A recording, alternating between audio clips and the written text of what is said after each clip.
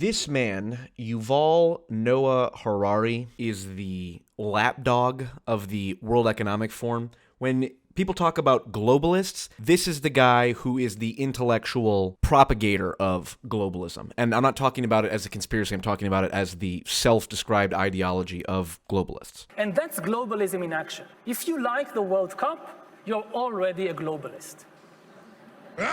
And I want to show you this video in which it basically betrays his perspective and therefore, by consequence, the broader perspective of the World Economic Forum, of the globalist class, regarding white people and race and how they actually buy into a lot of the extreme, ultra-progressive views on group identity, group guilt, and silencing people based on their skin color. In case you needed more reason to hate the World Economic Forum. And I'll give an example, a very controversial example, which is hanging in the air above many of the discussions that we had. But if you think about, let's say, take the kind of ultimate other in many of these gatherings, like the angry white man in Oklahoma, and what they think, and what they say. And very often people say, we don't want to listen to these people. They have been talking and talking and talking for centuries, forcing everybody to listen, and they have an opinion about everything. It's time they shut up. Because yes, they have their problems, they have their concerns, but so many people have been silenced for so many years, it's time for other people to speak for a change. And as a historian, I completely agree with that, except that remember why these people dominated the conversation for so many generations and centuries. Because they had the guns.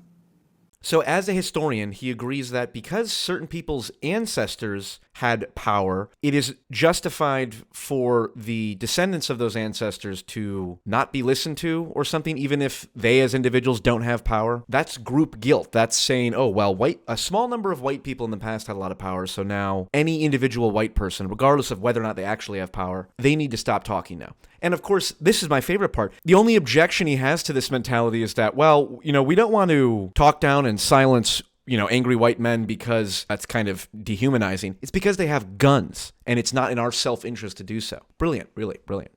And they still have the guns. So what you need to ask yourself, do you prefer them to talk or to fight? And it's actually, again, something that I often also hear is about the kind of fragility or vulnerability, suddenly, of white men. And actually, and this may also go to the therapy thing, finally, they are talking about their vulnerabilities and weaknesses and harm and whatever. And which is a good thing. What they are being told is shut up. We've been listening to you so much, we don't want to hear you. Even when you talk about and again, it's completely fair because they have been talking an awful lot. So right there, we could have been humanizing. It's not fair to, white men are finally talking about their issues and going to therapy and being honest about their vulnerabilities. And instead of saying, and that's good, and or we want to hear them, he says, what does he say? We don't want to hear you. Even when you talk about and again, it's completely fair because they have been talking an awful lot. Even if white men are talking about their vulnerabilities, we don't want to hear you. And that's actually, it's justified to not want to hear them because people that looked like those white men in the past had been talking with power previously. This is the group identity mentality that is very concerning, in my opinion. And it's time to listen to other people, except that there are the guns. It's fair that they shut up, but it's unwise. So that's talking the about opening enlightened self-interest.